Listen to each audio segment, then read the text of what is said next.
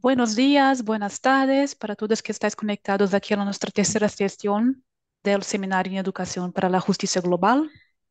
Muchas gracias a todos que han aceptado nuestra invitación. Es un gusto poder estar aquí con vosotras.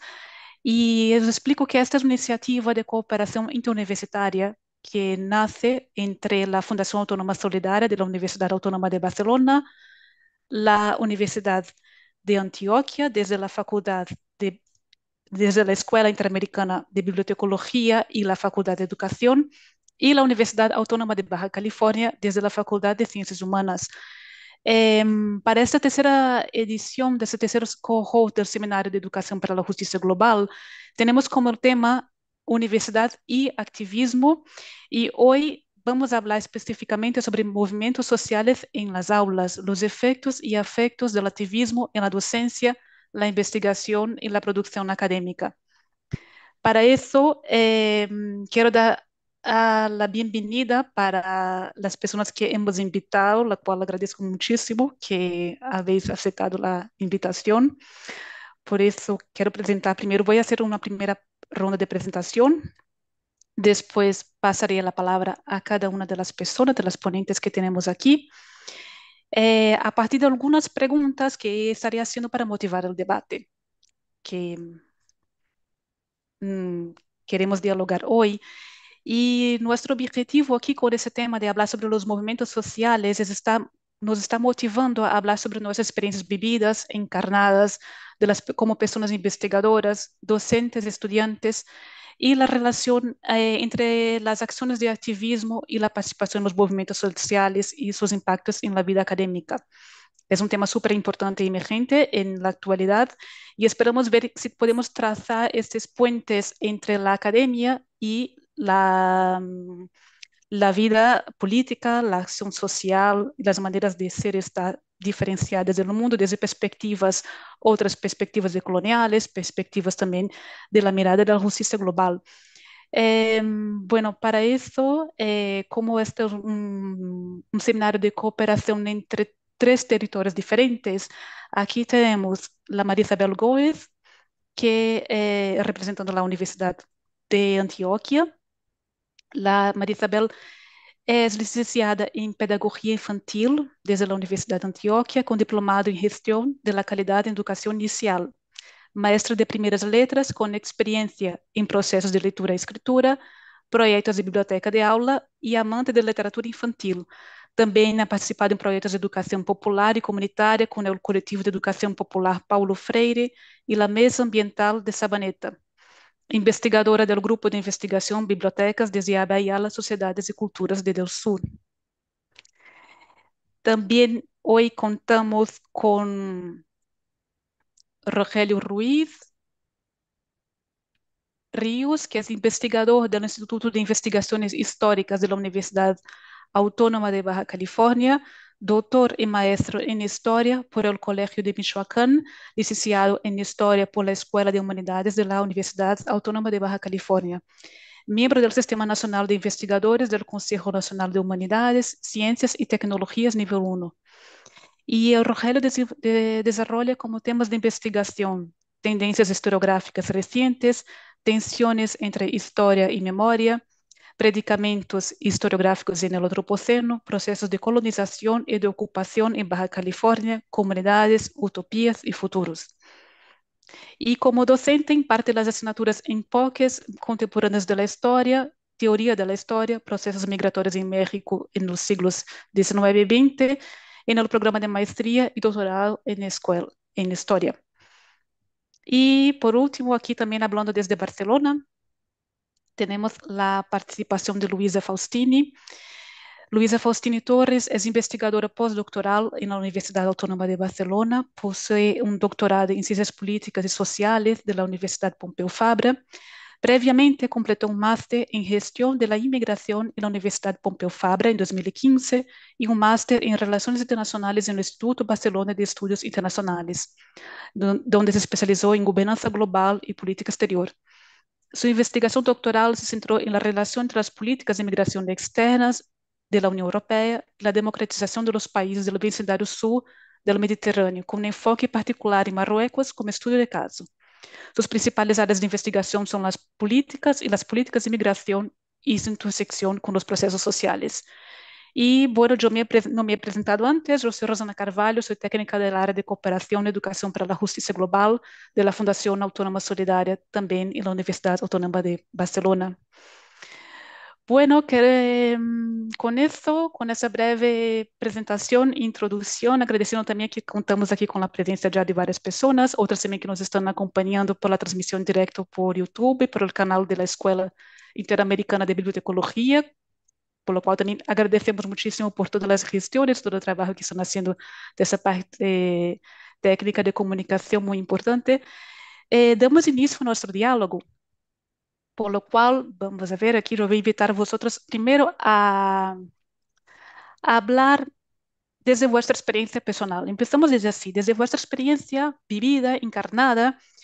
Yo os pediría que hablaseis sobre las vinculaciones que tenéis con el activismo y la participación en movimientos sociales, colectivos, redes, asociaciones. Y si esas participaciones, así como una reflexión, las veis como separadas, alejadas de vuestra vida académica. Vamos por orden. Yo pediría a Isabel, si puedes, por favor, dar inicio con tomar la palabra. Dale, claro que sí. Bueno, pues como contabas ahorita, en relación a movimientos sociales, desde más o menos el año 2018 estoy vinculada a la Mesa Ambiental de Sabaneta. Para poner ahí un poquito en contexto, municipio de Sabaneta hace parte del Valle de Aburrá, área metropolitana del Valle de Aburrá, aquí en Antioquia. Es uno de los 10 municipios que integra como esa área metropolitana y es el municipio más pequeñito, no solamente como de Valle de Aburrá, sino de todo el territorio nacional. Sabaneta es el municipio más pequeño de Colombia y el más densamente poblado y el más urbanizado, lo que ha generado pues aquí como muchísimos problemas en todos los ámbitos, en términos de servicios públicos, de movilidad, de deterioro del medio ambiente. Entonces, digamos que yo llegué a este espacio porque venía, pues he vivido aquí toda la vida en este municipio y ha sido muy frustrante ver la manera tan desordenada y tan, pues que ha contado con cero participación de los habitantes de toda la vida del territorio para pensar cómo queremos que crezca este territorio, cómo queremos que sea. Entonces, bueno, pensé un día ya desesperada, como qué hago además de quejarme de todo esto que está pasando aquí, qué puedo hacer para hacer algo diferente. Así fue como llegué pues como a este espacio de participación ciudadana que es la mesa ambiental y me di cuenta que no estaba sola, pues como en esa preocupación, que había gente con la que uno también se puede juntar, que piensa más o menos en la misma forma y que juntos podíamos buscar cómo actuar, algunas acciones que podíamos hacer como desde la participación ciudadana, las veedurías a lo que hacen nuestros gobernantes aquí, por tratar de remediar un poquito ya el daño enorme que se le ha hecho como al territorio y al espacio como natural. Entonces, sí, más o menos desde el año 2018 estoy en este movimiento, en este grupo. ¿Y qué tan alejado de la academia? Pues yo creo que los que llegamos ahí nutrimos el espacio justamente desde nuestra formación académica, desde lo que cada uno puede aportar. Es un espacio al que se llega voluntariamente, o sea, nadie nos paga por hacer lo que hacemos, las actividades, los foros que hacemos con personas de la comunidad y demás. Pero todos tenemos formaciones muy distintas. Allí hay biólogos, hay abogados, hay trabajadores sociales, hay técnicos en ambiente. Yo que soy licenciada, vemos varios profes, entonces digamos que es un espacio que se nutre de la formación que todos tenemos de la universidad y desde lo que allí podemos aportar. Intentamos a veces también como generar puentes con la academia en la medida de lo posible para espacios en los que buscamos formar a la comunidad. eh, entonces sí, creo que básicamente desde allí, pero básicamente somos nosotros los que buscamos como que esos espacios se generen, no tanto la institucionalidad o la academia es la que nos busca a nosotros, por decirlo de alguna manera. Y yo creo que por ahora, no sé.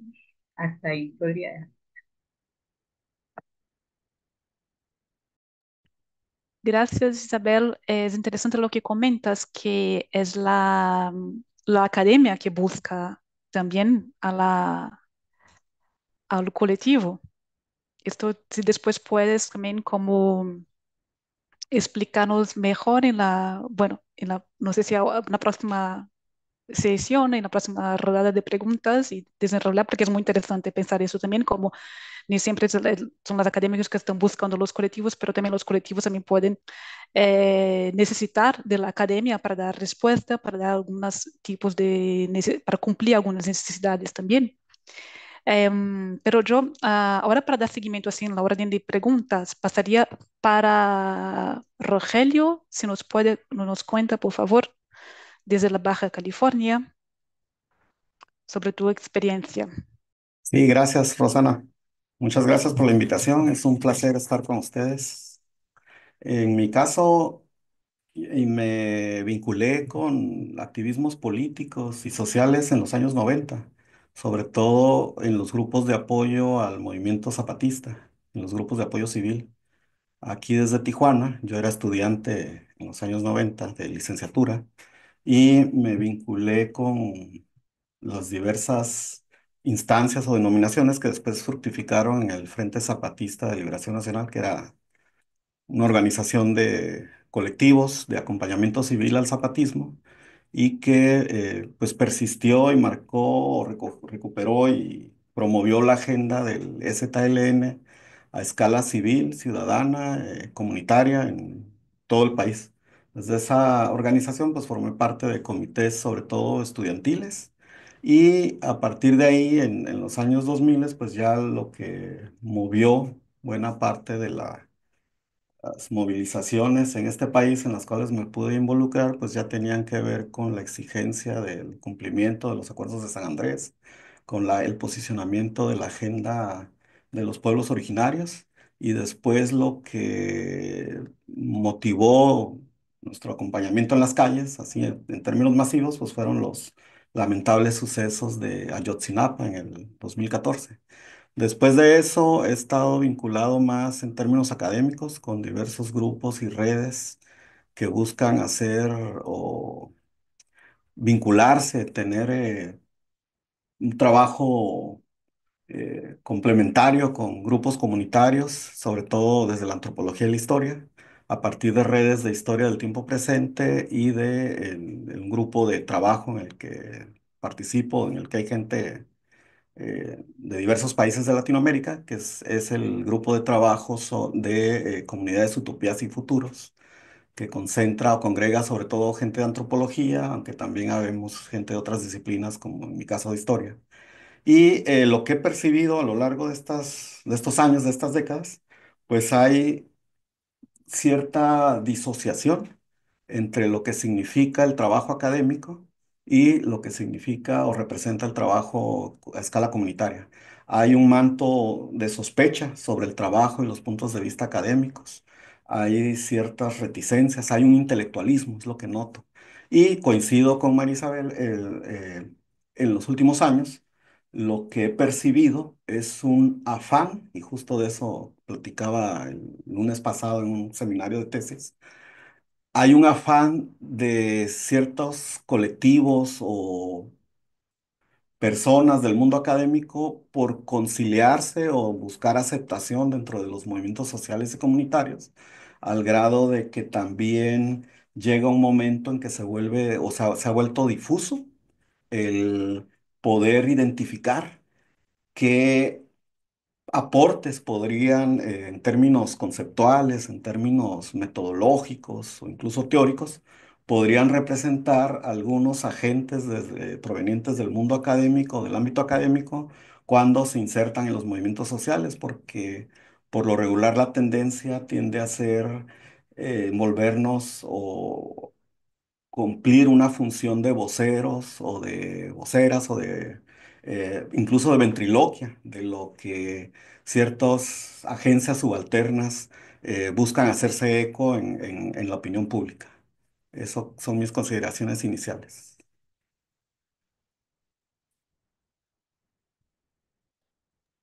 Muchas gracias, Rogelio, y muy buenas consideraciones. Así yo he ya tomado nota de diversos temas aquí que me gustaría también a- preguntarte para profundizar la conversación, el debate, tanto sobre el punto de vista histórico de estos dos marcos tan importantes que fueron el activismo zapatista y los 43 jóvenes asesinados de Ayotzinapa, como lo que planteas también al respecto de esas tensiones entre los movimientos sociales y el academicismo también, porque la pregunta fue hecha de manera muy positiva, puede ser, pero también hay tensiones y es importante también mencionarlo.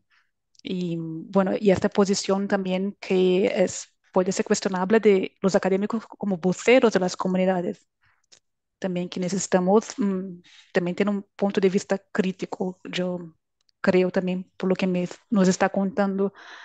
Pero ahora pasamos a Luisa, si nos puede hacer también tus consideraciones al respecto de tus experiencias y que nos puede contar. Gracias, Rosana, y gracias sobre todo por la invitación. Es un placer poder hablar de estos temas, como sabes. Yo quería aclarar solo un punto, que además de todas esas titulaciones, bueno, yo soy brasileña, a pesar de que he hecho mi vida académica en Barcelona, sobre todo a partir del máster, he hecho mi carrera en Brasil, he crecido, nacido en Brasil. Llevo 10 años viviendo en Barcelona y a pesar de tener la nacionalidad, siempre me he considerado una inmigrante en la ciudad, porque bueno, he crecido y me he criado en Brasil y me he trasladado a este territorio, ¿no? Solo para dar un poco de contexto. Eh, bueno, yo también soy madre de dos criaturas, sobre todo porque estas cosas también me atraviesan, ¿no? Como persona, aparte de ser académica, pues ser migrante, ser mujer, ser madre, ¿no? Son cosas que me atravesan y me definen en parte mi activismo, el mundo académico y todo lo demás. Pero igual, no tanto como los compañeros, yo creo que mi relación con el activismo ha sido menos constante quizás y más intermitente, pero yo diría que sí que en mi caso bastante vinculada con mis intereses de investigación, de tal forma que a mí me resulta a veces difícil no saber qué es que vino primero, ¿no? Mi activismo, mi interés y vinculación con determinados movimientos sociales o mis investigaciones, ¿no? Y esto porque yo trabajo temas, ¿no? que me movilizan personalmente, como la violencia en las fronteras, la intervención extranjera, las relaciones postcoloniales, la inmigración, la participación política de los colectivos migrantes, la violencia burocrática que enfrentan los migrantes, sobre todo en territorio español, y el auge del fascismo, ¿no? que estamos viviendo. Entonces, aunque tengo una implicación un poco irregular, yo siempre he procurado, ¿no? que mi trabajo académico se conecte de alguna manera con el activismo o mantenga un diálogo, sobre todo de manera individual también, ¿no? Para yo estar un poco anclada, colaborando con colectivos, ¿no? Para difundir o compartir los resultados. Por ejemplo, ¿no? En la época que estaba más como movimiento de fronteras, pues intentaba colaborar con una organización aquí que se llamaba Stop Mare Mortum, que denuncia la violencia en las fronteras, en la Europa Fortaleza, las tragedias humanitarias en las fronteras. Entonces, bueno, también me unía hacia charlas e intentaba reunirme con las personas también que estaban en activismo. Entonces, un poco de acercando, ¿no? el mundo de la investigación al mundo del activismo. Y en los últimos años he estado más colaborando activamente en el colectivo Mujeres Brasileñas contra el Fascismo, eh, aunque siempre he apoyado este trabajo, sobre todo cuando se creó, ¿no? en 2018, a partir del asesinato de Marielle, participado de manifestaciones. Mi compromiso se ha identificado, me ha acercado más a partir de este nuevo proyecto de investigación que he empezado sobre la participación política de los migrantes brasileños en Barcelona. Y desde entonces creo que he intentado ampliar mi implicación, me he acercado al colectivo, ¿no? tanto como en observación investigativa como desde la colaboración más activa. Entonces yo creo que sería el espacio donde mi vida académica y mi vida activista se ha fusionado de manera más intensa, ¿no? Lo cual, y de aquí estoy de acuerdo con Rogelio, lo que me resulta fascinante a la vez que muy desafiador. Y explico un poco, ¿no? Y podemos seguir debatiendo. Pero yo veo como que este doble rol, él plantea cuestiones éticas y cuestiones de objetividad. Entonces, ética, ¿no? Como tu rol como académico en estos movimientos sociales, ¿no? En esos espacios. Y por otro lado, tu rol de investigador y tu objetividad, ¿no? Que puede quedar cuestionada también. Entonces, es difícil establecer estos límites claros y equilibrar los beneficios y retos en cada acción, ¿no? que haces con este colectivo. Además, mi investigación, yo incluyo personas de todas las orientaciones políticas.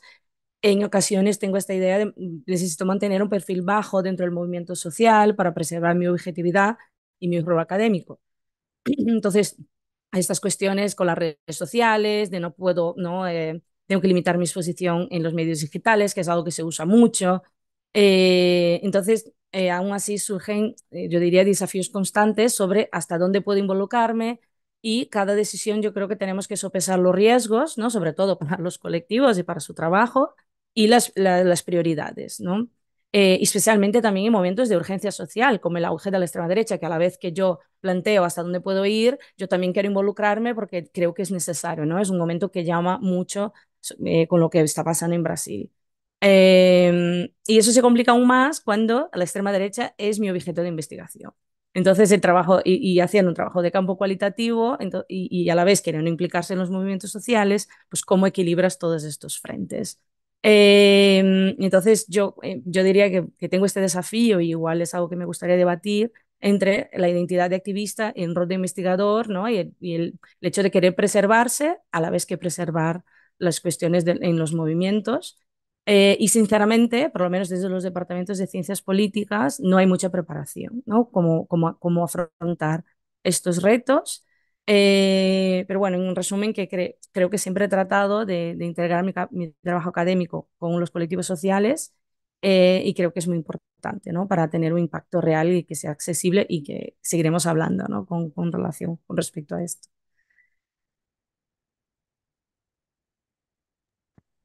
Genial, muchas gracias, Luisa. Fantástico lo que nos comenta también, porque también nos ha planteado otro tema importante, porque es esto de cómo el activismo nos puede ayudar a delinear los temas de investigación. Es como que esto que dices que no sabes si viene primero, si el activismo o si el interés académico, pero las dos cosas acaban siendo funcionadas, lo que también plantea retos en el sentido de mantener tanto la objetividad académica como la relación con los grupos activistas, los grupos, movimientos sociales, especialmente se tratando que cuando son los grupos que no son aquellos que, bueno, nosotros que estamos aquí, que tenemos planteamientos a favor de los derechos humanos, no estaríamos de acuerdo, como por ejemplo la extrema derecha, como hacer una, bueno, investigación desde una perspectiva de una persona que obviamente es activista delante de estos grupos que, claro, no se podría, es diferente de estar haciendo como investigación en grupos por los cuales se defienden los derechos como los pueblos originarios o los derechos ambientales en las comunidades que nos cuenta también María Isabel.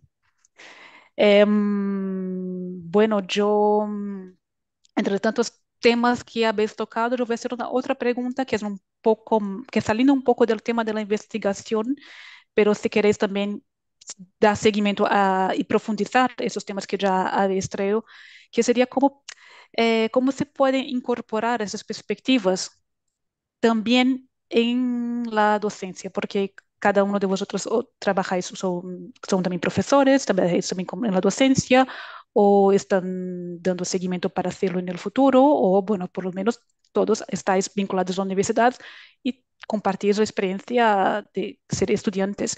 Entonces, ¿cómo se plantea también la incorporación de esas perspectivas críticas, decoloniales, feministas, antirracistas, también en el sentido de las asignaturas, de lo que se hace también en clase? Como podéis, bueno, como veis y siguiendo nuestra orden, paso la palabra a Isabel, si nos puede comentar, por favor. Bueno, pues yo estaba pensando en la pregunta, digamos, en términos de los planes y de asignaturas, siento que es un poco más fácil, por decirlo entre comillas, porque depende mucho, digamos, como de la postura ética y política del profe y de cómo, qué es lo que quiere hacer en su clase o qué tipo de propuestas quiere llevar. Ya en términos como de estructuración de currículos, lo que me parece más complejo, porque en ese sentido sí siento que a la universidad, cuando se habla de incluir estos temas, es como más resistente Y sí ha habido, digamos, ciertos cambios, pero entonces lo que hacen es que se abren o en programas de extensión, no propiamente en los currículos de los programas formales de la universidad, o en las asignaturas que son electivas, que el estudiante puede elegir pues si las ve o no de acuerdo como a sus intereses, aunque sí se vienen dando pues como con más fuerza, digamos, la incorporación de estos discursos absolutamente urgentes y necesarios, digamos, en este momento de esta crisis planetaria, como se ha venido nombrando desde las vertientes del pensamiento crítico latinoamericano. Pero sí creo yo que implica como una reestructuración interna de la universidad, de dejar de pensar como en esas dinámicas individualistas, de exitismo que no llevan a ninguna parte y más bien de juntarse y pensar que es absolutamente urgente y necesario poner otros discursos en el centro. Ya salir ahí de esa mirada de mundo único, de un mundo que ha sido diseñado, digamos, para la destrucción, que es este mundo antropocéntrico, que es este mundo hiperracional y medible digamos, ha permeado la universidad por tanto tiempo y abrirse a entender esta crisis desde otras perspectivas, justamente esas de las que tú nos estás hablando aquí, ¿cierto? Perspectivas críticas, decoloniales, antirracistas, feministas, que pueden ofrecer una alternativa distinta en tanto que ponen, digamos, en el discurso, ponen en el centro el asunto de sostener la vida, que es como lo más importante. Entonces, desde ahí no sé, hacer como un viraje de esas narrativas, de la separación, de la destrucción, del desorden, a unas narrativas que nos inviten a construir juntos, ¿sí? A pensar en el cuidado, en la ética del cuidado, a conectar otra vez de manera distinta con el territorio, que digamos en los centros urbanos modernos se nos hace muy difícil.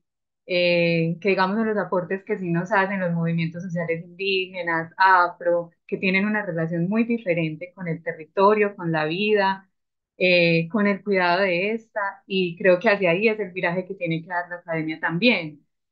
Abrir su horizonte a otras formas de pensar, a otras formas de ver el mundo, a otras epistemologías que se tejen sobre todo desde este sur global y que tienen tanto que aportar y que ayudarnos a construir una universidad diferente, que es la universidad que necesitamos, una universidad que forme guardianes de la vida, que forme personas que deseen cuidar, que se interesen por los problemas sociales, por las injusticias, por las desigualdades. No sé qué más iba en la pregunta. Tienes el micrófono cerrado, Rosana. Perdona. Una pregunta. Para complementar, en los grupos de investigación también puede ser como plantear, solucionar esos desafíos que nos está contando. Y tú participas del grupo de investigación Bibliotecas desde Abeyala. ¿Nos puede contar un poquito, por ejemplo, de esta experiencia y cómo ella puede ser interesante justo para poder aportar esos enfoques también? Claro, ese es otro punto importante. Los grupos, algunos grupos y líneas de investigación son los que le apuestan a este tipo de transformaciones dentro de la universidad y justamente lo hace desde este tipo de experiencias, ¿cierto? Juntarnos con otros, tender puentes entre la academia en diferentes partes del planeta, digamos así, juntarnos para debatir, para conversar, para entender, para transformar. Entonces sí ha sido un espacio incidente, digamos, en los cambios que se han venido dando en la universidad. Lo que pasa pues como con estos grupos, las preguntas que se hacen, las juntanzas que promueven. Entonces sí son un poco importantes ahí para eso. Muy bien, gracias Isabel. Rogelio, ¿qué nos cuenta desde Baja California? Sí, gracias. Bien, es una cuestión bastante ampulosa en la que considero es mejor hablar desde mi subjetividad y mi experiencia propia. Yo al pertenecer a una universidad estatal, pública, gratuita, situada en los márgenes del Estado Nacional mexicano, en la frontera con Estados Unidos, pues sí, necesariamente las condiciones son y percepciones son diferentes a las de otras entidades del país o universidades más grandes de México, por ejemplo. Y más sobre todo porque mi percepción y mi visión, mi interacción académica es desde una disciplina que al menos en México resulta bastante conservadora, que es la historia. Las historiadores son bastante conservadores, al menos la gente que pertenece al establishment académico. Si bien ese conservadurismo en distintos tópicos sociales y no se diga ambientales, está siendo cada vez más presionado y empujado por las nuevas generaciones de estudiantes de posgrado, que es con la gente que interactúo, que a nivel nacional han vencido esas resistencias de parte de las generaciones a las que yo pertenezco.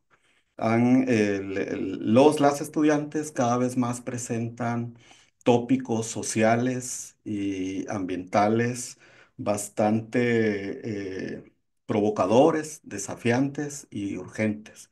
Y desde luego todas estas miradas y bajo todas estas presiones, las academias historiográficas en este caso, se han tenido que abrir a esa transversalidad de clase, género, eh, incluso habría que agregar miradas inter o multiespecistas y también donde la cuestión étnica es siempre una cuestión que está ahí, un asunto que está siempre a discusión y es debatible.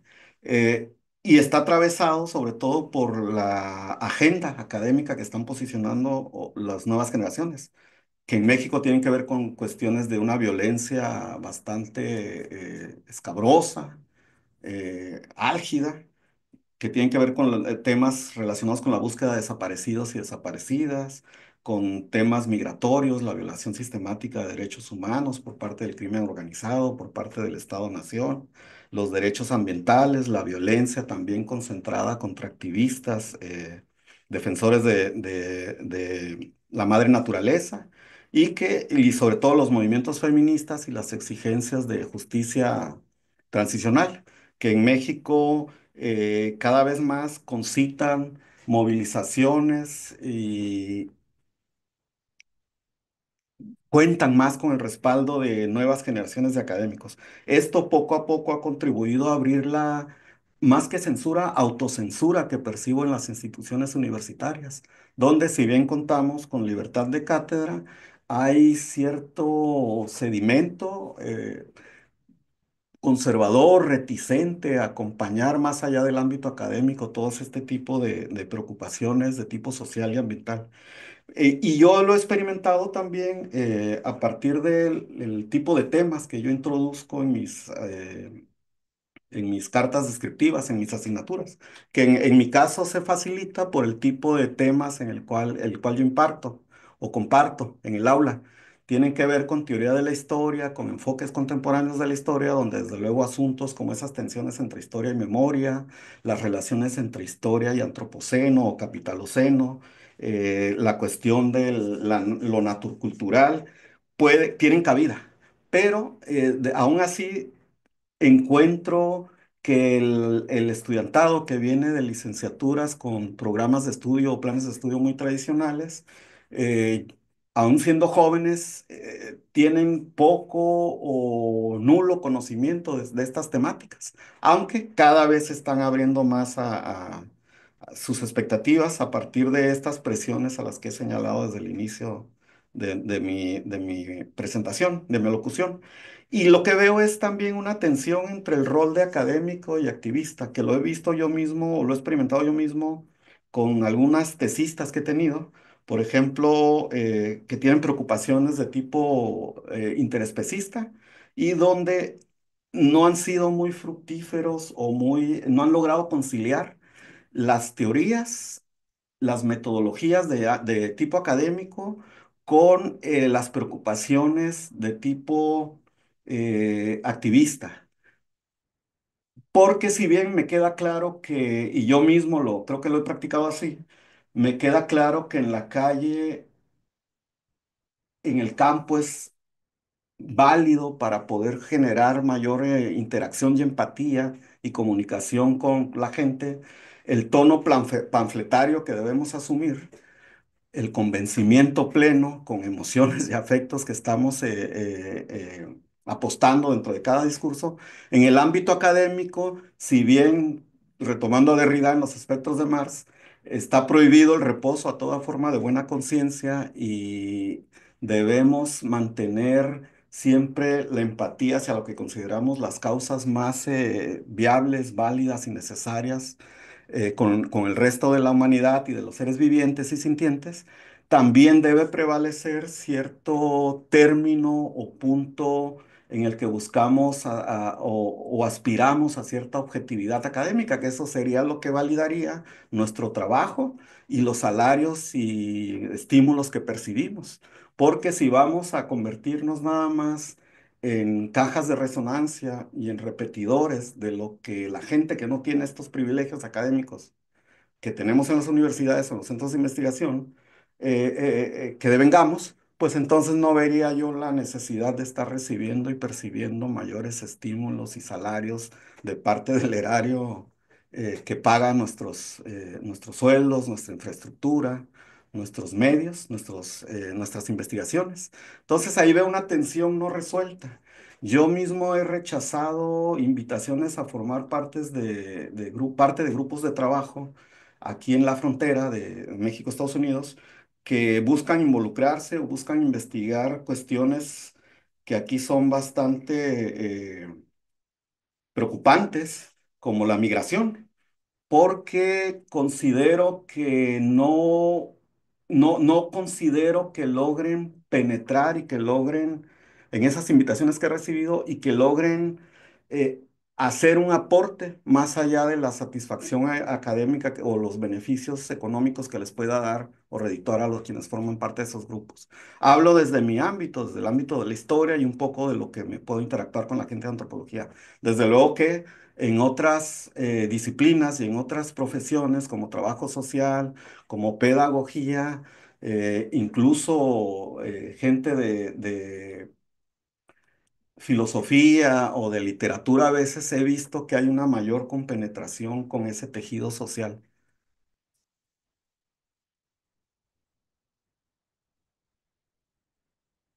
Bueno, Rogelio, lo que comentas es súper interesante. Creo que está muy conectado también a lo que Luisa nos había contado antes sobre el tema de la objetividad y estas tensiones entre el activismo y la academia. Em, Sobre lo que nos ha dicho sobre el problema de la objetividad, mm, no sé, quería plantear una cuestión también sobre las críticas que se hace a la objetividad de las epistemologías feministas, incluso de coloniales, sobre la idea de un sujeto situado, y ese sujeto situado de la academia, de la producción académica, no puede ser también ese sujeto activista. Y si esto, bueno, ¿cómo tú lo considerarías? Y sobre la instrumentalización, creo que es esto que comentas también, sobre cómo muchas veces la academia instrumentaliza, si lo he entendido bien, los movimientos sociales y los grupos para su propio beneficio. Que esto sería, bueno, no sería exactamente una tensión entre activismo o no, porque sería, la verdad, un no activismo, sería un uso del otro para finalidades propias, ¿no? Y pero que también puede existir, claro. Sí, sí, el asunto de la objetividad es algo que debemos, bueno, es algo que ha estado en discusión y debate transdisciplinario, me atrevo a decir que a lo largo del un siglo y medio al menos desde que se fueron configurando nuestras disciplinas, pero que desde luego se ha vuelto más álgido a partir del empuje y dominio de posturas posmodernas a fines del siglo XX, que desde luego ahora alcanza también mucho relieve por la introducción de cuestiones como la posverdad y todas las manipulaciones que los adelantos tecnológicos nos acercan. Sin embargo, la objetividad, primero hay que quitarle ese sentido de abstracción que muchas veces carga o ha cargado a lo largo del siglo XX con las teorías de origen positivista y que después han transminado el resto de los puntos de vista académicos. Y la objetividad comienza reconociendo nuestras subjetividades, reconociendo todos nuestros intereses, nuestras filiaciones y afiliaciones. Se vuelve la objetividad entonces un horizonte que no supone sacrificar y no supone abandonar nuestros principios de empatía, simpatía y de acompañamiento y de sentido solidario con las causas que consideramos más justas. Creo que en ese sentido la objetividad es una aspiración que debe proveer de suficiencia y pertinencia teórica, metodológica a nuestras investigaciones. Pero eso no supone ninguna cuestión de neutralidad o de abandono de nuestras propias intereses y cargas emocionales y afectivas. Esa distinción entre tajante y tácita, entre lo orgánico y lo inorgánico, entre mente y cuerpo, entre lo racional y los afectos y emociones es algo que no puede sostenerse, no puede mantenerse. Entonces esa relación entre objetividad y subjetividad a veces es tan intrincada que solo sirve como un punto de orientación y un móvil que nos debe invitar a poder tratar de ser, asumir nuestros compromisos deontológicos, nuestros compromisos profesionales.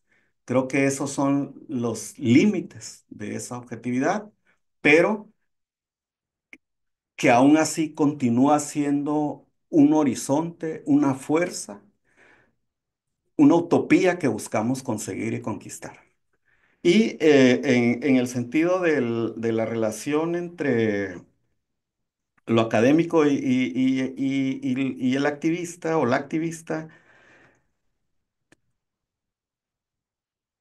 considero que eso también está atravesado por el compromiso que nosotros tenemos y asumimos con nuestra misma disciplina y con nuestra misma profesión. El hecho de, considero que debemos nosotros marcar la diferencia de por qué nosotros sustentamos una postura y una posición académica. ¿Qué nos hace diferente de quien no lo es?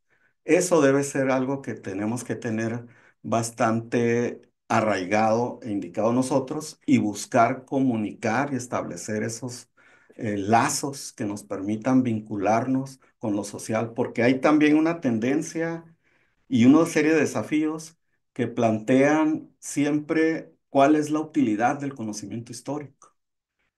Eso ha obligado a una serie de giros que se llaman giros prácticos o hasta pragmáticos, donde se busca solventar y sustentar para qué pueden servir los conocimientos y las prácticas de ciertas disciplinas que aparentemente tienen solo una justificación trascendental y no inmediata en la sociedad. Por ejemplo, ¿para qué sirve la historia? ¿Para qué nos motiva? ¿De qué nos puede servir? Es una historia magistra vitae, maestra de la vida, como planteaba Cicerón en la antigua Roma, o es una historia que nos ayuda a considerar y a reflexionar sobre nuestro presente a partir de una serie de conocimientos o de producción del conocimiento sobre el pasado. ¿Y eso para qué nos sirve? ¿Para orientarnos en el futuro? ¿O para tomar decisiones, reflexionar, analizar nuestros presentes? En realidad, estos tipos de conocimientos pueden atravesar todas esas dimensiones temporales y nos ayuda a situarnos en un plano existencial que también, desde luego, tiene recursos y usos inmediatos y pragmáticos. El hecho de los pasados que no terminan de pasar, de las paseidades, el hecho de asumir que hay pasados o cicatrices del pasado que no están cerradas, que no están, que hay heridas abiertas, pues implica también reconocer cierta utilidad y cierta función que tiene el conocer hechos, acontecimientos, procesos y seres en el pasado. Nos ayuda, si bien nos ayuda a tener ciertas orientaciones hacia dónde conducirnos. Y eso no debe ser privativo de las personas o de las comunidades académicas. Eso es algo que debemos compartir y que debemos estar trabajando de manera permanente y continua con el resto de la sociedad, con otras comunidades, pero que vaya ahora, lo tenemos claro, más allá de lo humano, más allá del antropocentrismo. Bueno, yo me quedé sin palabras, la verdad, sin poder comentar porque ha sido mucho más lejos de lo que habíamos planteado aquí, que era hablar de la relación de activismo y movimientos sociales, porque es entrado como en profundidad en el sentido de la epistemología de los objetivos de nuestro trabajo, del trabajo académico, de la producción académica científica y más allá también de los sentidos que, bueno, de la vida y de nuestras agendas políticas. Bueno, Luisa, te paso la palabra también para la cuestión que había, bueno, para que comentes también cómo ves estos planteamientos en la docencia, pero también en la investigación, lo que quieras comentar, incluso sobre ese tema de la objetividad, porque ya habías mencionado antes y estos desafíos que estamos comentando, Sí, como bueno, me ha quieras. dejado difícil ahora después de Rogelio. Lo intentaré, sobre todo yo creo poniendo un poco hincapié, ¿no? Porque yo creo que estoy en un territorio distinto, ¿no? En una universidad europea que en sí misma ya tiene sus propios desafíos, ¿no? De incorporar según qué visiones, ¿no? Que igual algunas son más fáciles, no sé, por ejemplo, la perspectiva de género, que es algo que, bueno, parece que es más fácil, sobre todo en el departamento de ciencias políticas, que es donde estoy yo, es algo que se da por hecho, que hay que hacerlo y que no puede haber un currículum que no tengan mujeres. Y ya otros temas, ¿no? Antirracistas, anticoloniales, anticapitalistas, ya empieza a ser más difícil, pero yo creo que también por el territorio en que estamos, ¿no? También, y los desafíos que hay de estar en este epicentro de producción científica, que se cree el centro del mundo ya, ¿no? Y que aquí todo lo que se hace aquí, ¿no? Es lo más importante y lo más relevante, y bueno, yo creo que un poco de esto quiero hablar, ¿no? Y si puedo también conecto con la cuestión de la objetividad y que también creo que es muy importante. Pero yo creo que en el caso de aquí, de las universidades europeas, yo hablo un poco de España, ¿no? No puedo hablar, no tengo experiencias, pero yo creo que es bastante común, no creo que lo que voy a decir sea incomún en otros espacios, ¿no? Aquí. Pero yo creo que que esta transformación, ¿no? Y la inclusión de estos temas, de estos planteamientos, ¿no? De estas otras epistemologías y ontologías dentro de la universidad, no pasa simplemente por transformar el currículum universitario, ¿no? Y como comentaba la compañera Isabel, yo creo que implica transformar profundamente las estructuras y prácticas que sostienen la propia educación superior aquí, ¿no? En España, en Europa en general o en el norte global, como si queréis expandir, ¿no? Y yo creo que es un cambio complejo porque implica cuestionar las bases mismas de la universidad, desde los enfoques teóricos, sus sistemas de financiación, la contratación, la evaluación, ¿no? De los académicos, lo que está en cierta forma conectada con esta objetividad, con el sistema de producción, ¿no? Académica, que lleva muchas veces a los académicos también, sin querer disculpar a nadie, pero a este sistema que yo creo que hablaremos, yo creo, en algún punto, ¿no? Que es casi extractivista y muy relacionado al sistema capitalista de producción, ¿no? Aunque estemos en universidades públicas. Y que están en muchos casos también calados en valores que son de por sí coloniales, eurocéntricos y excluyentes. Entonces, bueno, el primer reto que pues, suena banal, repetitivo, pero pasa por descolonizar la propia universidad, ¿no? Y romper con estas estructuras hegemónicas de pensamiento y producción de conocimiento que priorizan también estas perspectivas hegemónicas y que relegan o minimizan el conocimiento y producción en el sur global. Hace poco, por ejemplo, he aplicado a un fondo de investigación de una aseguradora, bueno, porque son los que dan dinero, era del AXA, y he recibido y he planteado pues un estudio de caso de Brasil, ¿no? Porque era un tema que estaba muy conectado con Brasil, que era sobre fake news, el envejecimiento de la población y los patrones de voto. Bueno, era un tema que, bueno, se encajaba mucho con el caso de Brasil por diferentes motivos y yo, bueno, he planteado Brasil como un estudio de caso. Y uno de los evaluadores me ha dicho que pues Brasil no era un caso típico y Brasil no era un caso porque vamos a estudiar Brasil y no puedes utilizar un caso más típico europeo, ¿no? Y yo pensando, sí, estamos hablando de un país de las proporciones de Brasil con 250 millones de habitantes y aquí aún consideran un caso que no puede ser típico, ¿no? Que no es un caso que pueda ser interesante como estudio de caso, ¿no? Entonces, es algo que todavía me choca. Entonces, esas métricas, ¿no? También de evaluación y los fondos de investigación que también rara vez valoran la experiencia o el origen geográfico, el hecho de venir de fuera, por ejemplo, no te da puntos ¿no? como experiencia internacional. Y también, por ejemplo, si vas a una institución del sur global que cuente menos, ¿no? Como experiencia postdoctoral, o que no reciban el mismo conocimiento, ¿no? Entonces son lógicas que afectan especialmente a estos investigadores de origen diverso, cuyas experiencias y conocimientos no siempre encajan en esos sistemas de puntuación.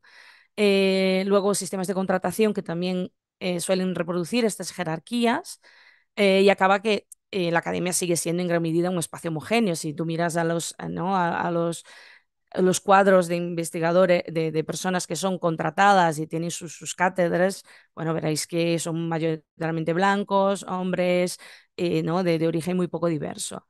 Aunque poco a poco vamos ocupando este espacio. Estamos hablando de Barcelona, que es una sociedad que tiene muchísima inmigración, muchísima gente, pero si ves, bueno, están en otros rangos, ¿no? No llegan a ser contratados, a tener full-time contracts de esos, ¿no?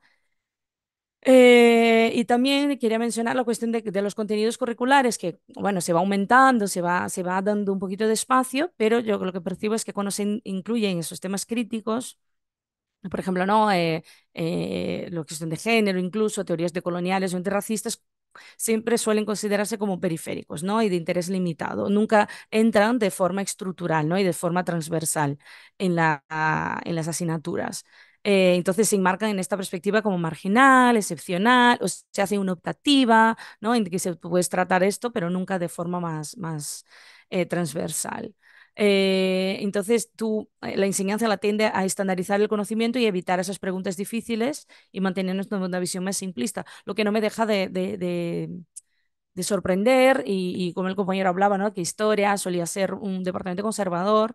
Yo no diría que políticas es un departamento extremadamente conservador, eh, informa, ¿no? Y de las personas, pero sí que para mí, ¿no? Me sorprendió que muy poco conectado al activismo, evitando las preguntas difíciles, evitando los debates difíciles. Ha sido para mí muy sorprendente, por ejemplo, ¿no? De no ver mucha implicación ahora con el conflicto, por ejemplo, ¿no? Entre Israel y Palestina. Yo veo muy poco margen, ¿no? Para incorporar esos debates. Es verdad, cuando hubo debates aquí durante el proceso, se veía, ¿no? Porque era un tema de interés social aquí muy relevante, sí que se veía dentro de esos departamentos, pero cuando llegan estos temas, pues más de fuera, como que cuesta, ¿no? O que haya como un coste implicarse, un coste académico o incluso, ¿no? De tus fondos de investigación o incluso que nos cuesta posicionarnos, nos cuesta y es algo que a mí aún me es muy difícil atravesar, ¿no? Aún no sé cómo gestionar y por esta falta de espacios de debate, de posicionamiento, ¿no? De sentirse cómoda, de poder, mira, puedo posicionarme y no pasa nada porque todo el mundo se posiciona, ¿no? O se crean esos espacios de debate. Em, pero no sé, yo creo que hay espacios de libertad que se pueden aprovechar para poder, y yo creo que para finalizar, yo no yo estoy hablando desde estos territorios, viniendo de otro territorio, que nuestra propia existencia en esos espacios es nuestro canal de cambio también, ¿no? De resistencia y de cambio de esos espacios, pues la presencia de académicos de origen latinoamericano o de otras regiones y introducir, ¿no? Dentro de nuestra libertad de cátedra nosotros también estas dudas, estos debates, transformando nuestras asignaturas. Por ejemplo, ahora vamos a reformar el currículum de política comparada. Y bueno, poco a poco, pues plantarnos nuestra semillita también en el margen de lo que podamos hacer. Bueno, así. Bueno, genial, genial. Me ha encantado lo que has comentado porque justo has mencionado un punto muy importante porque no es solo los contenidos en los planes de estudio, las asignaturas, pero también toda la estructura universitaria, incluso la financiación y la inclusión de personas diversas. Y en este contexto que estamos hablando aquí en el norte global, de personas migradas del sur global, porque es una realidad, y migradas en diversas situaciones de migración, forzada o no, personas en situación de cerca de refugio también. Y todo el sistema de financiación, lo que conecta mucho, creo que lo que Rogelio había comentado, que también me llamó la atención, de que el Departamento de Historia, desde su percepción de la Universidad de Baja California, es muy conservador. Y es una pregunta que yo tenía también, que es esto, que como las agendas políticas que están siendo planteadas desde los movimientos, desde la vida social, muchas veces no llegan, pueden tener el interés del personal investigador académico, pero no es posible llegar a las posibilidades de financiación para poder conducir acciones de, bueno, proyectos de investigación que sean relevantes. Y luego también lo que comentas, muy importante, Luisa, es sobre el tema de la guerra de Israel contra Palestina y del genocidio, porque en los últimos meses hubo, sí, en unas acampadas y huelgas de los estudiantes de la Universidad Autónoma de Barcelona que fueron muy importantes y esto también se movió bastante, como en la Universidad Autónoma, algunos temas políticos internos, principalmente en relación al planteamiento de un programa de becas para estudiantes palestinos, esto en plano general, pero yo no sabría decir, y gracias por comentarlo también, cómo este tema entra también en la agenda académica de una manera más amplia, porque es súper importante porque estamos viviendo este mundo de distopías, de guerras, de conflictos y en diferentes territorios. Tanto aquí somos, bueno, territorio de España, está en el norte global, un lugar mucho más tranquilo comparado a América Latina y otras regiones, pero aquí es un territorio de recepción de personas en situación de refugio y bueno, luego también lo que se conecta mucho con que Rogelio comentaba sobre los casos de personas desaparecidas, de el asesinato de personas defensoras de derechos humanos, la grande violencia en México y en Colombia también sabemos que hay una grande situación también de conflicto armado y de larga durada. Y bueno, con todo eso, creo que ya habéis hablado un poco, pero yo pediría así como dos cuestiones más. Si podemos, tenemos como 30 minutos. Em, si podéis comentar un poco sobre eso, sobre esos tiempos de distopía que vivimos y los grandes retos globales y locales, como las guerras y conflictos armados, la emergencia climática, las desigualdades sociales de género, ¿cuáles son los desafíos que identificáis y los compromisos también que deben tener los espacios universitarios en los territorios en que estáis? Sí,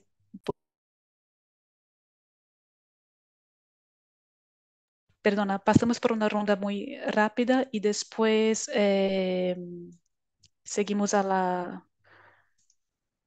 una última pregunta y abrimos también para las personas que nos están acompañando, si queréis hacer preguntas en el chat para que podamos también seguir con el diálogo. Isabel, si quieres, por favor, comentarlo.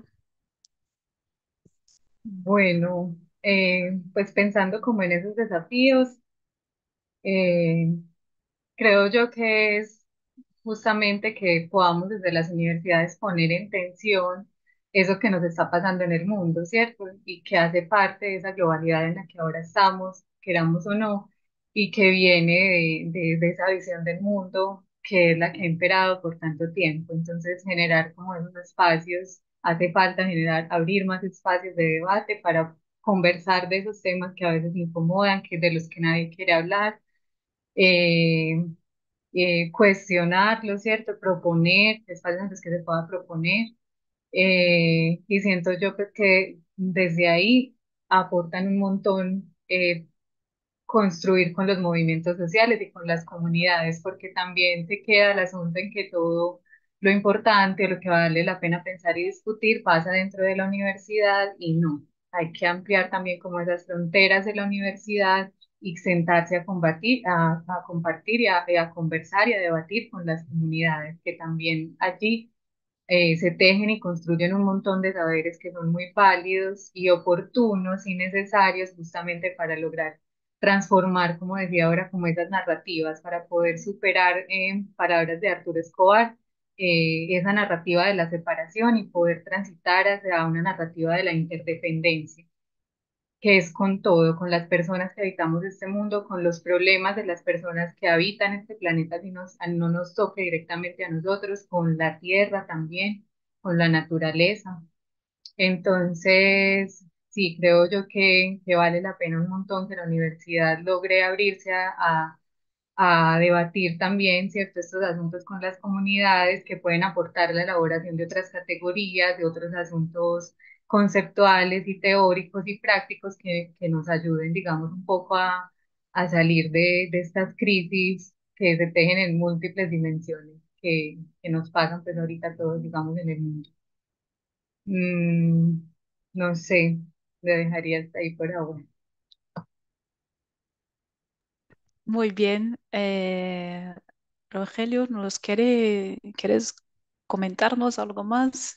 Sí, bueno, en cuanto a la cuestión de la universidad y la función social que pueda tener frente a escenarios distópicos y utópicos del presente y del futuro, considero primero y comparto, porque no es una idea mía, sino que he recabado y percibido en distintos autores a nivel global o planetario, es que primero la universidad llega tarde casi siempre a las principales preocupaciones sociales, tecnológicas, ambientales. Y eso se entiende o se comprende porque es una institución de origen decimonónico, tal como la conocemos. Es una institución, una estructura bastante lenta, pesada, burocrática, en la que siempre tiene que estar siendo exigida desde lo externo. Y eso lo percibimos desde las currículas académicas hasta los programas de extensión social en la mayor parte de las universidades.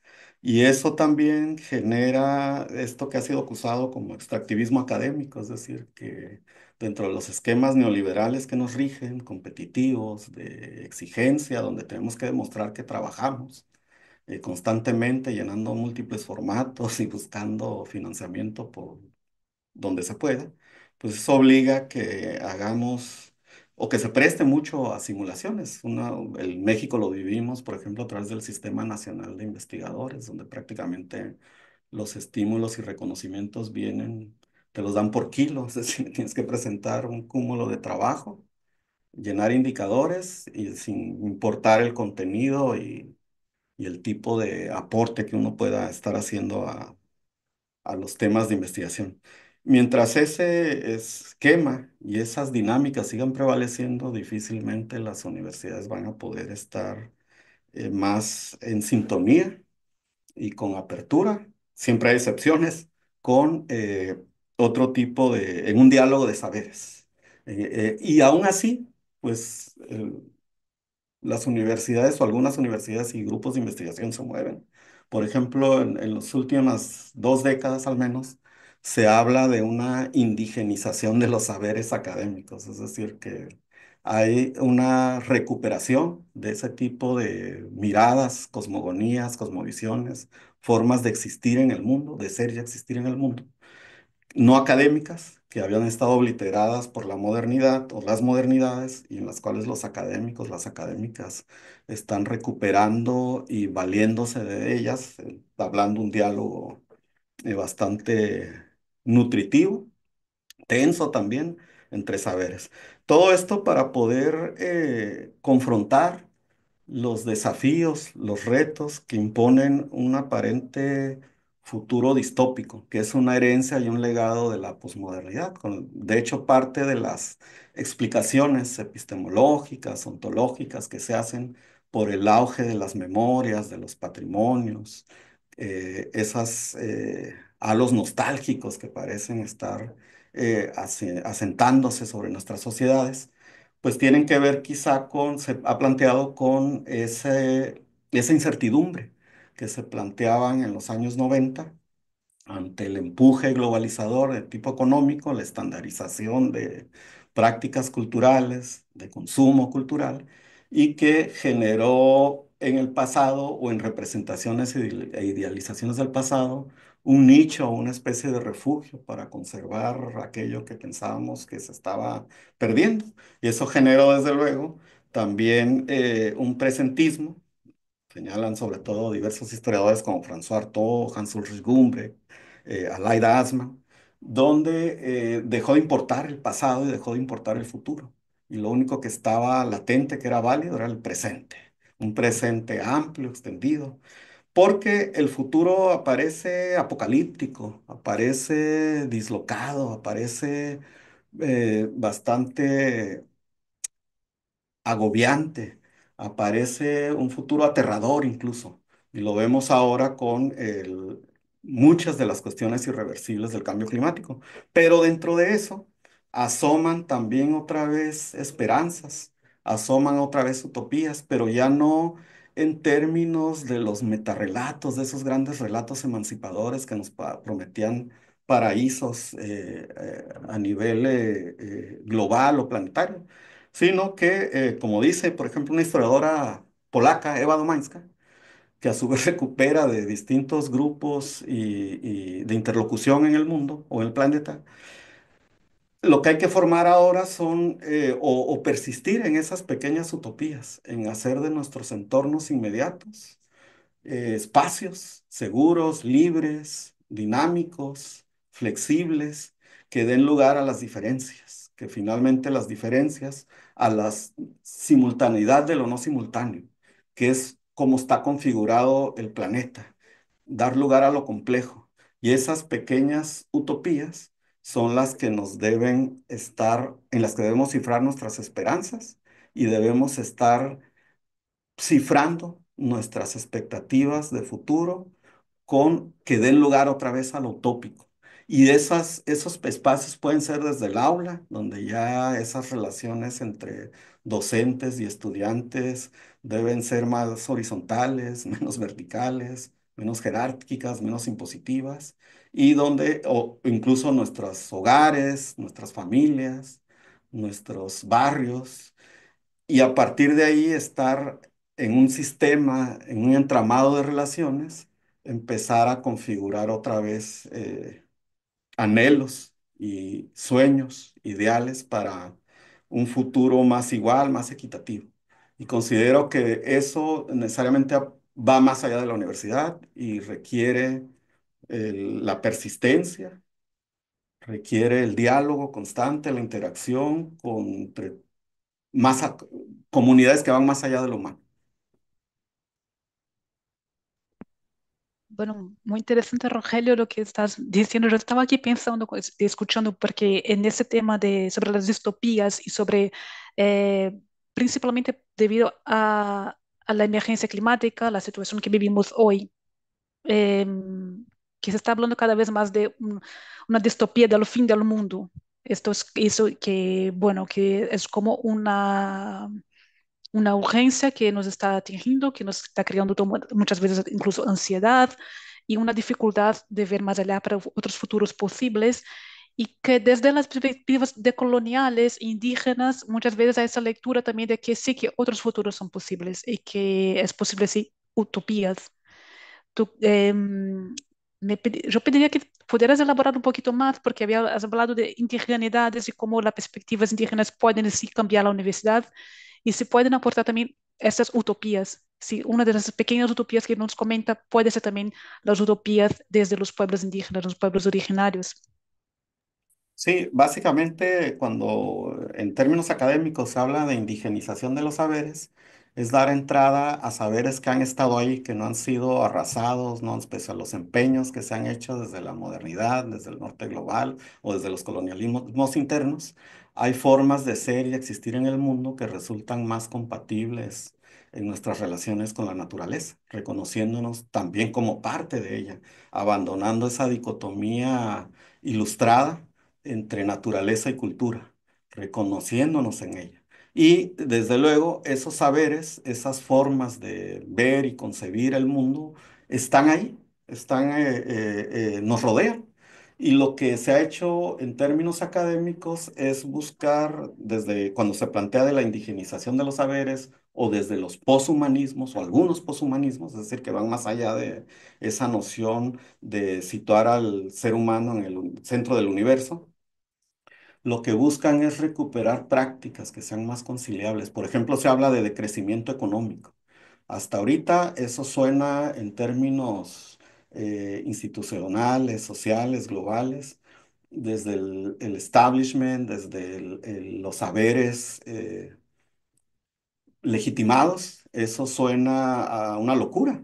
Si alguien no habla en contra del progreso, si alguien habla o plantea que no, o se opone a ese crecimiento infinito que se plantea desde ciertas posturas económicas, economicistas, es tildado de loco, es visto como un lunático y cuando en realidad hay otras formas de organizarse, de relacionarnos con nuestro entorno, que resultan más adaptables, más asequibles y más sostenibles en términos medioambientales.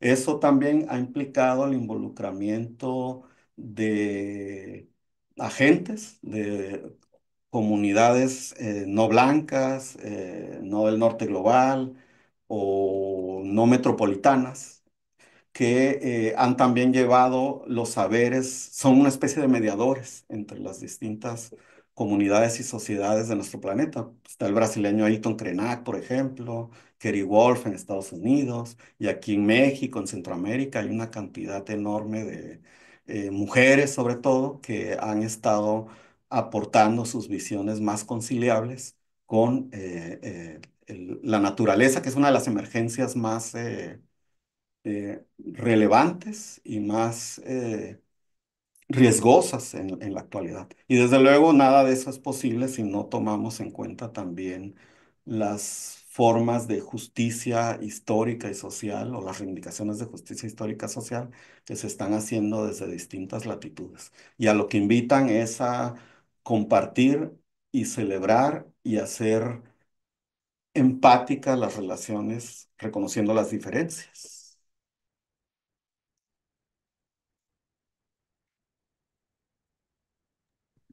Bueno, gracias, Rogelio. Em, bueno, solo aquí, porque nos están comentando del chat, que nos informe otra vez el nombre del grupo de investigación. Por favor, si puedes escribir aquí sobre utopías y futuros en Sí, que lo escribo ahorita. trabajas, porque seguro que nos da muchas ganas de poder leer y poder profundizar en todo lo que nos estás contando. Y ahora, Luisa, por favor, si nos puede contar también desde tu Seguro perspectiva. que no quieres dejarlo ahí. No, es muy bueno escuchar a Rogelio porque desde aquí, ¿no? De las instituciones, nos sabéis a veces lo desconectado, ¿no? Que estamos y nos sentimos de esta utopía, ¿no? De que otra universidad, que otros saberes es posible, ¿no? Entonces me aferro a esta idea de que de todas estas utopías, ¿no? De crear una utopía sobre una universidad distinta, ¿no? Es verdad que yo lo que siento aquí en el norte global, ¿no? Por decir así, o en estas instituciones, es que estas conversaciones les queda bastante lejos, ¿eh? Debo deciros.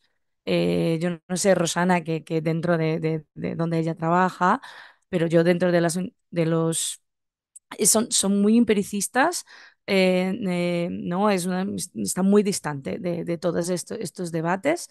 Entonces, bueno, a mí me da gusto porque sí que los creo importante, pero es verdad que es como una lucha que casi que una tiene que hacer sola, ¿no? Dentro de estos debates no ganan mucho eco. Igual en los departamentos de humanidades o en otros departamentos igual sí, pero en el departamento de políticas desde luego no. Pero bueno, yo sigo aquí, ¿no? Creyendo en ello, aunque más sola. Em, y, y creo que para estos desafíos, ¿no? En tiempos de desafíos globales y locales, también se presenta como una oportunidad, ¿no? Una oportunidad para la universidad de redefinir, intentar recuperar su papel, ¿no? Como un medio de transformación social y no como un fin en sí misma. Y yo creo que la academia, ¿no? Ha pasado a ser vista por muchos como un espacio de logros individuales y metas profesionales por sus propias dinámicas, ¿eh? Yo no digo que los investigadores sean despiadados, personas sin ética y sin preocupaciones, pero la propia, ¿no? Rueda hace con que esas dinámicas se reproduzcan. Entonces, tú te pones, que es más orientado a sumar puntos, ¿no? Y conseguir este trienio, conseguir la próxima beca, conseguir el próximo postdoc, que no a enfrentar los problemas de fondo que afronta nuestra sociedad, que es algo que yo creo que ha llevado a muchos a elegir este camino de la academia, ¿no? De plantearse preguntas, de poder contestar respuestas. Entonces, creo que son profesionales con fuerte compromiso social, pero que, ¿no? Están como en una rueda que les impide de salir, ¿no? Adelante y hacer de la universidad ese espacio que debería ser más que nunca de diálogo, de pensamiento crítico, de seguridad, ¿no? Donde tanto los estudiantes como los docentes e investigadores se sientan libres, ¿no? Para cuestionar, para innovar y sobre todo para conectar con la sociedad. Y quería hacer un punto, ¿no? Y para esto yo creo que es fundamental lo que habíamos comentado de esta transformación de la universidad desde dentro. Y que no es sencillo, ¿eh? Porque aparte hay un engranaje que son los fondos europeos, es como muy, muy, muy grande todo. Eh, pero también otra cuestión y otro dilema, ¿no? Que hay y punto de tensión, que es la necesidad de mantener el rigor científico, ¿no? Esta objetividad y promover un compromiso social hacia la ciencia y una sociedad que enfrenta un creciente negacionismo. Y este es algo que yo he enfrentado también en mi tensión entre activismo, trabajo de campo, ¿no? Por ejemplo, en temas como inmigración, por ejemplo, resulta casi imposible hablar sobre la realidad sin enfrentar dudas constantes sobre, ¿no? Los datos que aporta, sobre la información que aportan. Yo no estoy diciendo que los datos sean completamente objetivos, ¿no? Todo tiene subjetividades, pero que es muy difícil, ¿no? Cada vez más hay un negacionismo, una desconfianza hacia el trabajo académico, que son fenómenos cada vez más comunes, y esto no solo afecta a la percepción pública de los temas de investigación, sino que erosiona la credibilidad en la ciencia en general. Yo creo que hay, por un lado la avalancha de desinformación, fake news, ¿no? Que dificulta aún más los trabajos de quienes intentamos aportar datos, aportar un análisis riguroso, pero antes de eso, también debemos, por otro lado, los investigadores asumir una responsabilidad, ¿no? De también no es solo decir, pero hay un negacionismo, hay fake news, pero también acercarla a la ciudadanía. Yo creo que ahí ha habido una sesión, ¿no? Que hace falta esto, como volver a juntar, ¿no? Como hablaba Rogelio, y de acercar a la ciudadanía, de adaptar nuestro lenguaje, de hacer las investigaciones y preguntas que nos plantean sean relevantes y comprensibles, ¿no? Para todos. Entonces yo creo que sí que desde la universidad hay que hacer ese esfuerzo consciente y activo de salir de la burbuja y relacionarse activamente y de forma responsable, sobre todo con movimientos sociales, con actores públicos y políticos también, con servidores públicos y con la ciudadanía en general. Y por este lado, todo mal que he hablado del norte, yo creo que Barcelona sí que es un espacio que ofrece muchas oportunidades para que esto ocurra, sobre todo también por la presencia de tantos colectivos, de tanta diversidad. Entonces, que los investigadores, lo que nos falta es oportunidad, ¿no? Para intentar activar estos diálogos. No sé, yo creo que esto sería un paso, ¿no? Adelante en esta idea de transformar el rol de la universidad y volver a ser este espacio, ¿no? De formar personas críticas, comprometidas, de ese espacio de diálogo eh, plural, ¿no? Y de transformación, sobre todo. Bueno, gracias Luisa. Es interesante que has mencionado otro tema también, porque no habíamos tocado, es de cómo la investigación también debe informar políticas públicas y muchas veces hay temas que quedan invisibilizados. Y aquí en el caso de España, por ejemplo, todos los temas raciales los datos son invisibles, porque es como que si no, tú no hubiera ese problema, no se recopila datos y que, bueno, si no se hay datos es complicado también para trabajar. Y otro punto interesante también es cómo desde diferentes territorios se ven, plantean problemas muy semejantes, pero siempre con ese eje norte-sur global y aquí las observaciones y desde la experiencia de Luis es particularmente muy interesante porque es una persona del sur global que está aquí y que tiene la experiencia de poder ver las diferentes maneras de vivir la academia, todo que encontramos puntos muy comunes porque es un proceso también global de cómo se está viviendo, cómo se está estructurando la universidad, los sistemas de financiamiento, las maneras como las agendas políticas, las agendas de investigación y cómo eso afecta la microfísica de la estructura universitaria desde planteamientos que son desde un orden que es bastante extractivista, que está basado en una lógica, bueno, capitalista que entra en la universidad.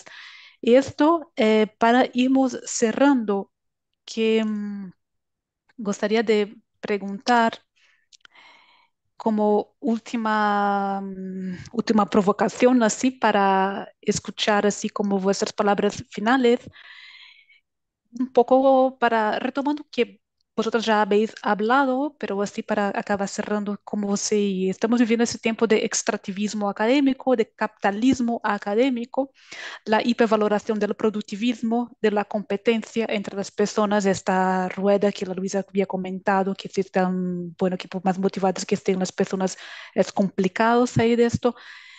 La pregunta sería qué pueden aportar los movimientos sociales y las diversas perspectivas que hemos hablado aquí, anticoloniales, indígenas, etcétera, rumbo a la construcción de una otra universidad posible.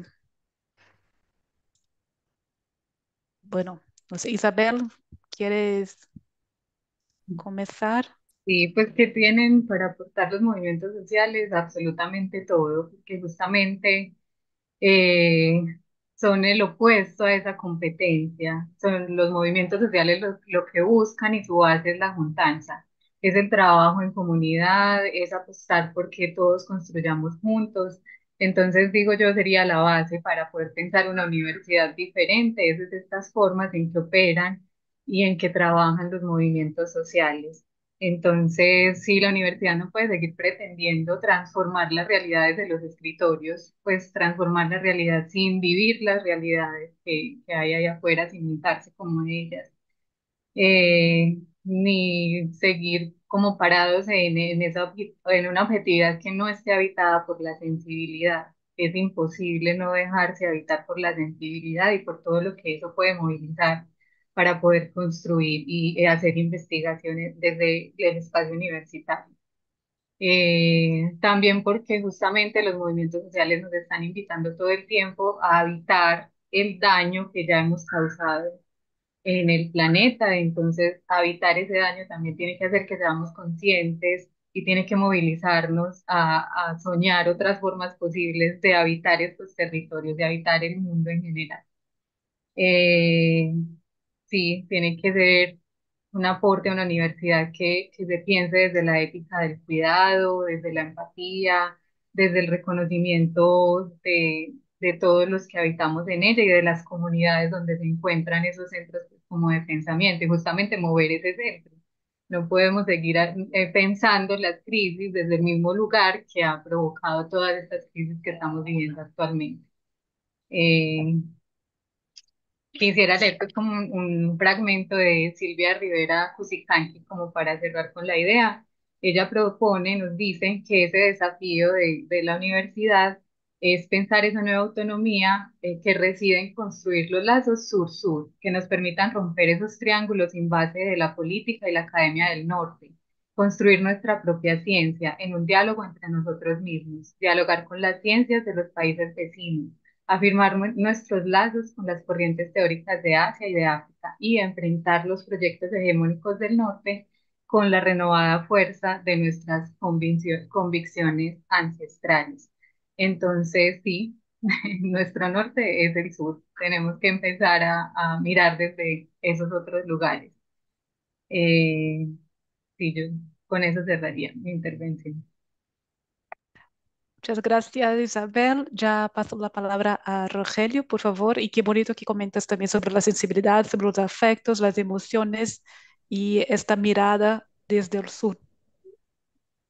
Sí, los movimientos sociales son por fortuna contingentes, amplios, variados, no, autónomos, no piden permiso a nada ni nadie y responden a intereses inmediatos. Por lo tanto, son lo más cercano a nosotros, nosotras, a las sociedades, a nuestras comunidades. Y aquí lo que debemos hacer desde distintos ámbitos, como los universitarios, es reconocernos en ellos y en ellas. Sí, y así como ayudamos a afincar nuestras propias identidades disciplinarias como historiadora, antropóloga, socióloga, politóloga, o cualquier otra de las disciplinas universitarias, no debemos perder esa relación y ese vínculo, porque los movimientos sociales son el pulso de hacia dónde están orientándose y dirigiéndose las sociedades. Y desde nuestras identidades disciplinarias, lo que tenemos que hacer, además de acompañarlos en los momentos que es necesario acompañarlos, también debemos no idealizarlos. Esa sería una traición a nuestra misma función. Debemos estar siempre también atentos, eh, cumpliendo funciones de análisis y reflexión, que sería en la división social del trabajo lo que justificaría nuestra existencia. Los movimientos sociales son la forma más genuina de hacer política y las instituciones, siempre tan inflexibles, siempre tan rígidas, solo se mueven, son flexibles a partir de las presiones sociales. Y generalmente esas presiones solo surten efecto cuando están organizadas, cuando se mueven o cuando mueven a la gente. Las mismas universidades. El Cordobazo, por ejemplo, que sentó las bases para las actuales autonomías universitarias, en Latinoamérica al menos, pues fue acompañado de movilizaciones sociales por parte de una amplia base estudiantil a principios del siglo XX en Argentina. Los movimientos estudiantiles del 68 fueron acompañados también por amplias movilizaciones sociales. Ahora generamos también o atestiguamos otro tipo de activismos, que son los activismos también virtuales o de las redes sociales, que también logran mover estructuras. Por lo tanto, los movimientos sociales son una cuestión necesaria y la cual no debemos nunca abandonar desde las atalayas académicas.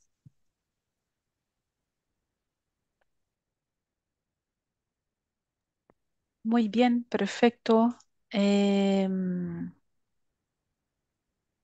Muchas gracias, Rogelio, lo que nos comenta. Y bueno, paso a la Luisa para también sus palabras finales. Qué responsabilidad.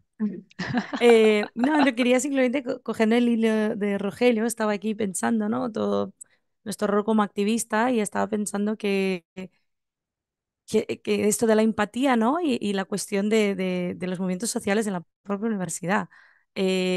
Los académicos a veces se olvidan, y yo creo que de forma, no sé por qué, ¿no? Que somos clase trabajadora que ¿no? Yo misma cuando estaba en el doctorado formamos parte de un movimiento dentro, ¿no? que de los doctorandos porque estábamos en una situación de precariedad laboral muy grande y seguimos, los postdoctorandos también.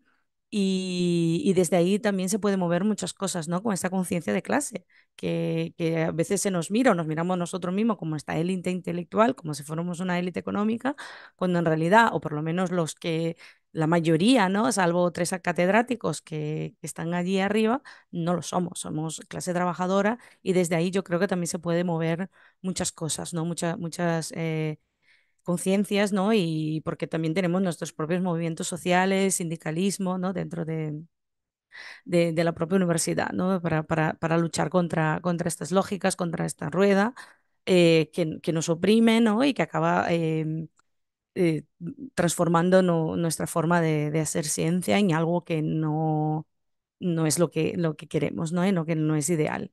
Y yo creo que sí que los movimientos sociales en ese sentido pueden inspirar muchísimo a la universidad, ofreciendo también ejemplos de organización colectiva, de horizontalidad, de objetivos orientados al bien común, ¿no? En lugar de esta competencia. em, que se genera.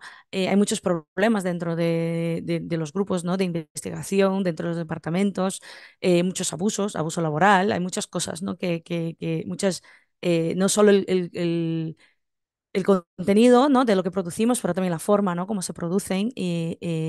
que pueden acabar haciendo con que la universidad no sea también ese lugar diverso, ese lugar justo, ¿no? Porque no importa solo lo que estamos produciendo, pero también la forma como lo estamos produciendo, ¿no? Entonces, yo creo que repensar la universidad también desde esta forma, ¿no? De exploración que existen también dentro de la propia universidad, de no sexistas, racistas, de cómo se produce nuestro trabajo. Y desde ahí yo creo que los movimientos sociales pueden ser muy importantes, ¿no? De incorporar esta perspectiva en la académica, transformando también el aula, ¿no? En un espacio de reflexión crítica y la posibilidad de transformar la universidad en un espacio más inclusivo. Eh, y también porque yo creo, para finalizar, que la colaboración con los movimientos sociales nos recuerda que la universidad puede y debe ser un espacio que desafía el status quo, ¿no? Porque ha sido este espacio y yo creo que tiene que volver a serlo, ¿no? O seguir siendo. Eh, y en el cual la generación de conocimiento se valore por su capacidad que tiene de incidir en la realidad y de transformar y de aportar a un mundo más justo. Bueno, creo que lo dejo aquí. Gracias, Rosana. Hola. Bueno, gracias Luisa por las palabras finales. Qué genial lo que dices. Bueno, ahora me queda a mí la responsabilidad de hacer algunas palabras finales también. Solo mencionar, Luisa, si puedes contestar aquí a la Mireia que ha escrito al chat, te preguntando también sobre los proyectos de investigación que tú participas. Y bueno, nada, decir que este encuentro yo espero que sea también como un ejemplo de cómo la universidad puede trazar otras líneas de ruta hacia el diálogo entre diferentes países con todas las dificultades de los usos horarios, de los cambios de hora que tenemos, que enfrentamos, pero entre territorios distintos de América Latina y de España, contando aquí con personas que también son de origen del sur global, como somos yo y la Luisa, que estamos aquí participando, podemos crear nuevas perspectivas y nuevos diálogos y encuentros. Esta es que creo que es la idea de la cooperación universitaria, que es como podemos cruzar las fronteras y hacer esos encuentros de diálogo y de intercambio de experiencias, de conocimientos, de puntos de vista y de miradas. Creo que es muy importante fortalecer la mirada del sur global y las perspectivas, epistemologías indígenas y de otras epistemologías también de otras regiones del mundo. Aquí hablamos mucho de las perspectivas de la teoría de colonial y las perspectivas indígenas, porque claro, estamos haciendo un diálogo muy centrado en América Latina, pero no, recordemos que tenemos ahí un subglobal mucho más diverso y amplio y ojalá podremos incorporar también otras miradas en futuros encuentros como esos que estamos haciendo aquí. Bueno, quiero decir muchísimas gracias a todos que están aquí participando, a vosotros tres por el diálogo que fue muy interesante, muy motivador y espero que todas las personas que nos estáis acompañando aquí en la sesión de Zoom y también por YouTube, que puedan sentirse también inspiradas y motivadas para poder recoger este camino de la vivencia universitaria, sea como estudiante, como docente, investigador, desde una otra mirada si ya no lo están haciendo, porque seguro por estar aquí ya están también con esta motivación y que sea posible romper con estas maneras de hacer que son muy automáticas y por las propias necesidades también de la precarización y las dificultades que sea también de estar viviendo en el mundo académico. Pues con esto encierro y a menos que alguien quiera decir alguna cosita más. Vale, la Escuela Interamericana debe retirarse, por eso tenemos que cerrar. Solo invito para la semana que viene, tenemos una última sesión también de nuestro seminario que hablaremos sobre el tema más específico de la educación ambiental, desde esa mirada también del activismo y del interlace con la investigación y con la academia. Vale, bueno, con esto, muchísimas gracias. Buenos Gracias, días, buenas Rosana. tardes a todos. Muchas gracias a todos tres. Aprendí mucho de ustedes hoy. Gracias por todo. Gracias. Igualmente, un gusto. Un gustazo.